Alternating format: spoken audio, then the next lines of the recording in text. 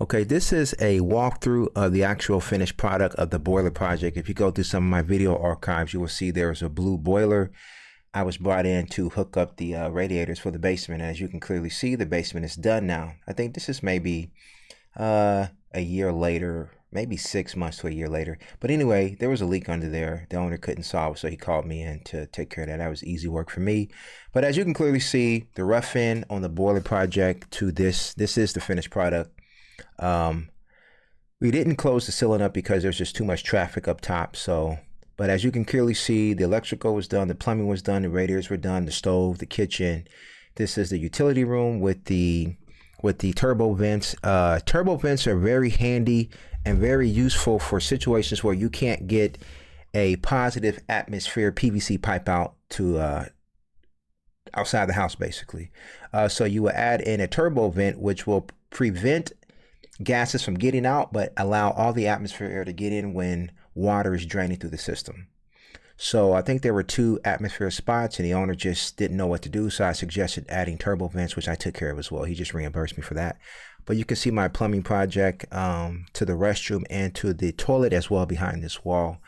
The professional or the licensed plumber came in and did the grunt work as far as busting up the concrete for the restroom and tying everything into the stack. I came in and did the additional stuff like running plumbing over to the fixtures, and as you can clearly see, everything is good. It's up to code. So yeah, but the basement is definitely being rented out. I believe there's 4 to 5 rooms down there. I want to say 4, and they were all occupied, maybe with the exception of 1. But nevertheless, the owner's definitely making money. That's for damn sure. So I'm just going through a walkthrough because I thought it was a good idea to show the finished product of the rough end work, which you see in the boiler video itself. So this is the utility room. Most of that PEX I did not do. I just tied in where I was able to. This is another turbo vent to allow positive atmosphere to get in so that things can drain properly. That's the kitchen area. You can see the bedrooms right there on the left. This is a utility room where the actual boiler is. I think I ended up mounting the boiler thermostat right there as well. I think I probably did that while I was here, if I'm not mistaken, because it was the summertime, but the owner, I think it was getting close to the winter or whatnot. But I know I eventually mounted it on this wall.